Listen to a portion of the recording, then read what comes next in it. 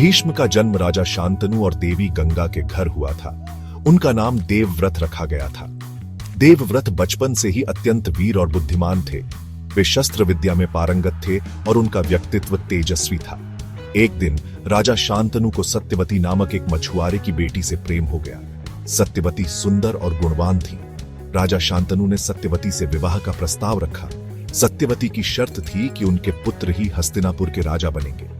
इस शर्त को सुनकर राजा शांतनु दुखी हो गए। उन्हें अपने पुत्र देवव्रत से बहुत प्रेम था। देवव्रत ने अपने पिता की उदासी का कारण जाना। पितृभक्ति और राज्य के हित के लिए देवव्रत ने एक अद्भुत प्रतिज्ञा ली। उन्होंने आजीवन ब्रह्मचर्य का पालन करने और कभी राजा न बनने की कसम खाई। इस महान त्याग से प्रसन्न होकर देवताओं ने देवव्रत को इच्छा मृत्यु का वरदान दिया। तभी से देवव्रत भीष्म के नाम से प्रसिद्ध हुए। भीष्म ने अपनी प्रतिज्ञा का दृढ़ता से पालन किया। सत्यवती से शांतनु का विवाह हुआ और उनके 2 पुत्र हुए, चित्रांगद और विचित्रवीर्य। दुर्भाग्य से चित्रांगद और विचित्रवीर्य दोनों ही अल्पायु में ही स्वर्ग से धार गए। भीष्म ने अपने सौतेले भाइयों के प्रति अपने कर्तव्य का निर्वहन पूरी निष्ठा से किया। भीष्म ने काशीराज की 3 पुत्रियों अंबा, अंबालिका और अंबिका का हरण कर विचित्रवीर्य के लिए लाया। अंबा ने भीष्म को बताया कि वह पहले ही शाल्व राजा से प्रेम करती है। भीष्म ने अंबा को शाल्व के पास जाने दिया, लेकिन शाल्व ने अंबा को स्वीकार नहीं किया।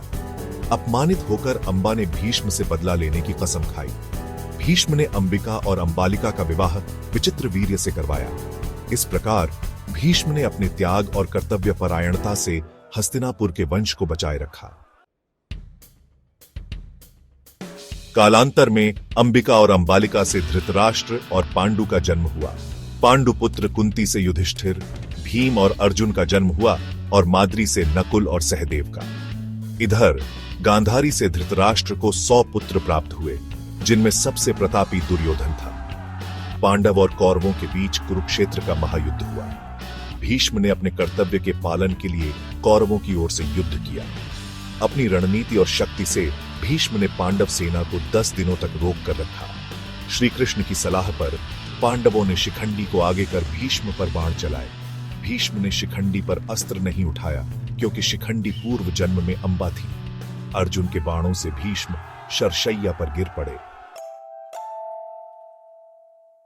बाणों की शैया पर लेटे हुए भीष्म ने अपने प्राण त्यागने से पूर्व युधिष्ठिर को धर्म, राजनीति और नीति की अमूल शिक्षा दी। उनके उपदेश आज भी मनुष्य मात्र के लिए प्रेरणा स्रोत हैं। भीष्म का जीवन त्याग, कर्तव्य और धर्म के पालन का आदर्श उदाहरण है। उन्होंने अपने जीवन से यह शिक्षा दी कि मनुष्य को अपने स्वार्थ से ऊपर उठकर धर्म और कर्तव्य का पालन करना चाहिए। भीष्म एक महान योद्धा, कुशल राजनीतिज्ञ और धर्मज्ञ थे। उनका व्यक्तित्व आदर्श और प्रेरणादायक है। उनका जीवन हमें सिखाता है कि कठिन से कठिन परिस्थिति में भी धर्म और सत्य का मार्ग कभी नहीं छोड़ना चाहिए।